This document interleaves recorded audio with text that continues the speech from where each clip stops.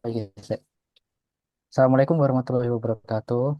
Eh, Perkenalkan kami dari kelompok satu mata kuliah Big Data. Di sini kami akan mempresentasikan tentang analisis prediktif keberhasilan kampanye telemarketing bank.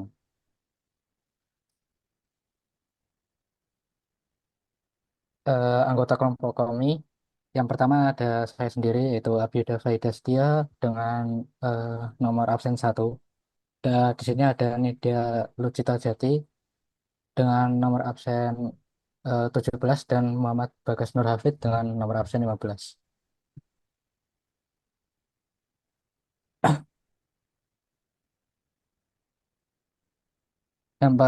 Topik pertama yaitu latar belakang dan tantangan bisnis.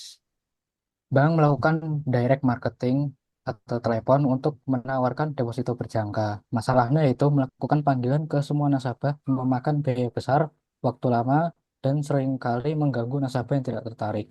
Dan kebutuhan yang diperlukan yaitu diperlukan cara cerdas untuk memilih nasabah mana yang paling potensial untuk dihubungi.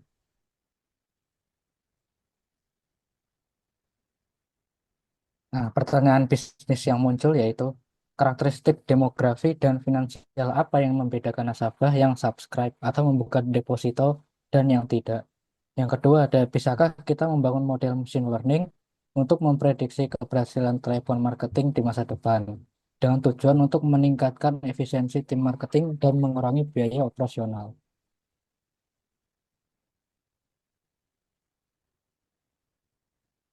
Nah, ini dataset yang kami gunakan dengan judul Bank Marketing. Itu bersumber dari UCI Machine Learning dengan volume data yaitu 11.162 record atau baris dan 17 fitur atau kolom.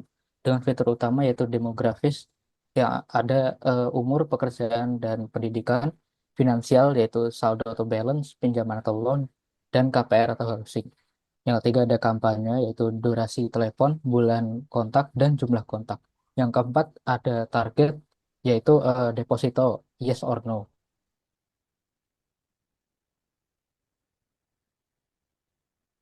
Lalu yang selanjutnya ada metodologi dan teknologi.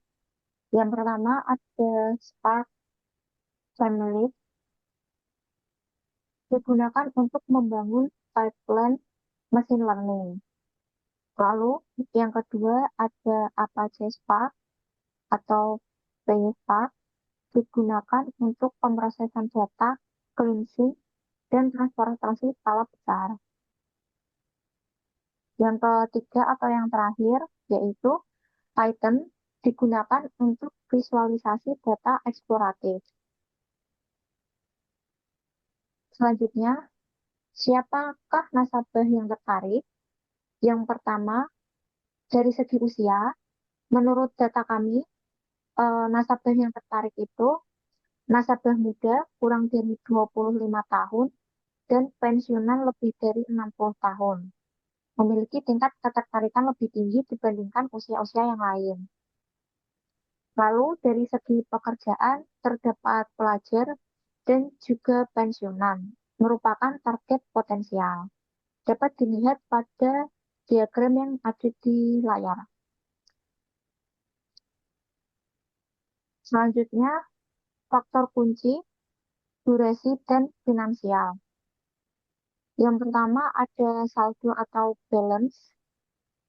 Saldo tabungan tidak selalu menjamin seseorang mau membuka deposito.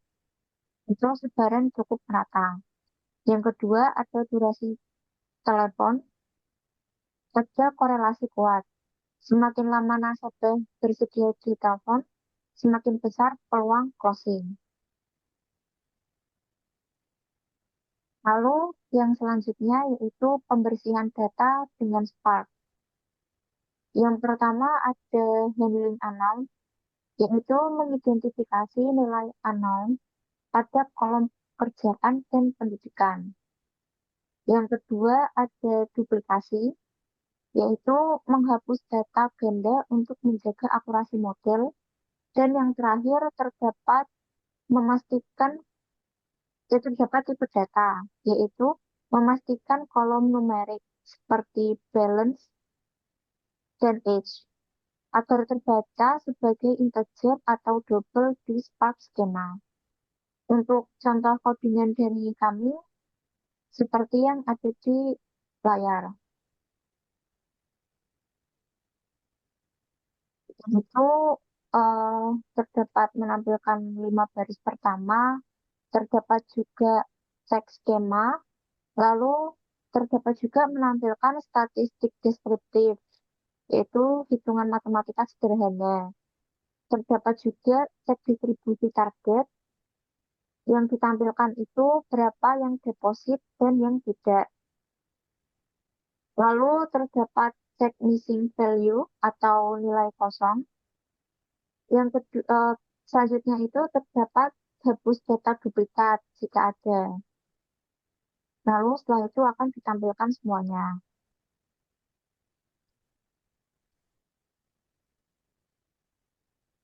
Untuk selanjutnya akan dijelaskan oleh Bagas. Selanjutnya ada persiapan data untuk machine learning. Komputer tidak mengerti teks contoh seperti merit, admin.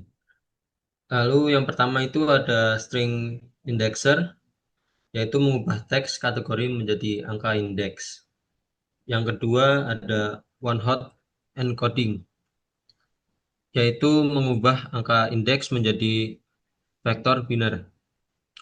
Yang ketiga ada vector assembler, yaitu menggabungkan semua fitur menjadi satu kolom vektor features.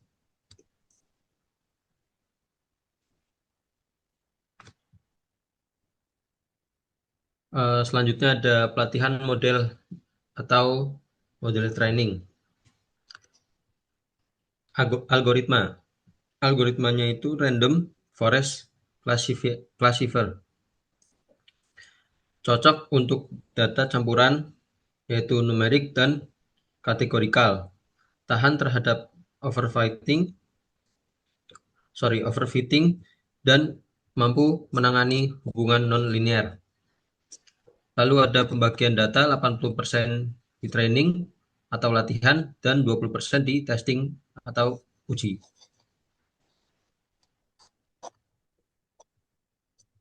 Selanjutnya ada hasil dan performa model. Yang pertama ada akurasi, yaitu seberapa sering model menebak benar. Akurasinya yaitu 82,12%. Yang kedua ada area under ROC atau AUC, yaitu seberapa baik model membedakan antara nasabah yes dan no. AUC-nya sekitar 0,9005. Lalu yang ketiga ada interpretasi, yaitu model memiliki performa yang baik dan layak untuk digunakan untuk membantu tim marketing.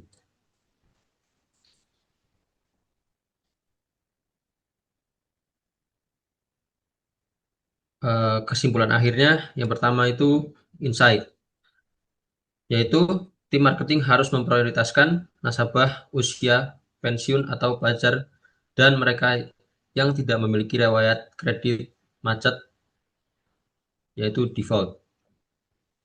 Yang kedua ada penerapan, yaitu gunakan model ini untuk menyaring list telepon harian. Hubungi hanya nasabah yang diprediksi yes oleh model untuk menghemat waktu. Yang ketiga ada Spark Value. Penggunaan Spark memungkinkan pemrosesan data ini dilakukan dengan cepat dan scalable jika data bertambah menjadi jutaan. Oke. Yang pertama dari kode ini yaitu instalasi dan inisialisasi Spark. Dengan pertama menginstal PySpark dengan pip install PySpark dan import library yang dibutuhkan. Selanjutnya ada buat sesi Spark dan selanjutnya yaitu kode visualisasi. Load data khusus untuk visualisasi dengan pandas, setting ukuran gambar, dan grafik yang pertama itu grafik distribusi target atau deposit. Selanjutnya ada grafik sebaran umur, grafik pekerjaan, grafik durasi telepon, grafik saldo, dan heatmap korelasi. Ini hasilnya, outputnya. Selanjutnya yaitu load data dan eksplorasi awal. Download dataset dengan inverse skema sama dengan true agar Spark otomatis menebak mana angka dan mana tulisan. Selanjutnya tampilkan 5 baris pertama, cek skema yaitu tipe data, statistik deskriptif dengan hitungan matematika sederhana, cek distribusi target yaitu berapa yang deposit dengan yang tidak. Dan ini outputnya.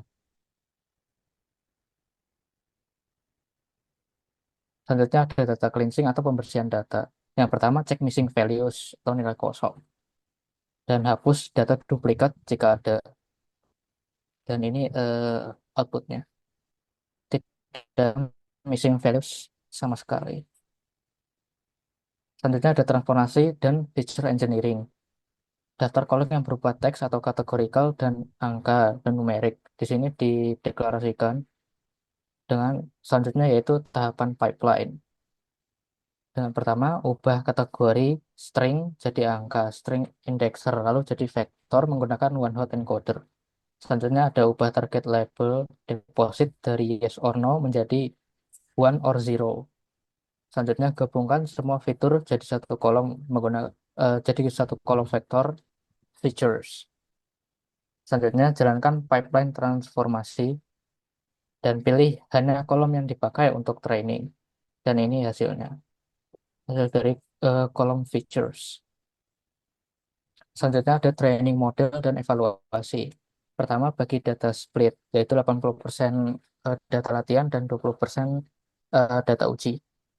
Selanjutnya buat model random forest, latih model, prediksi data tes, tampilkan hasil prediksi, evaluasi akurasi, evaluasi AUC atau area under erosi, semakin dekat ke satu berarti semakin bagus.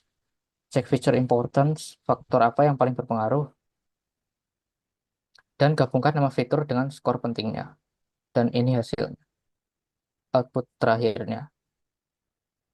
Dengan akurasi 82,86% dan area under erosi yaitu 0,8993. Sekian penjelasan dari kodenya. Sekian presentasi dari kelompok kami. Wassalamualaikum warahmatullahi wabarakatuh.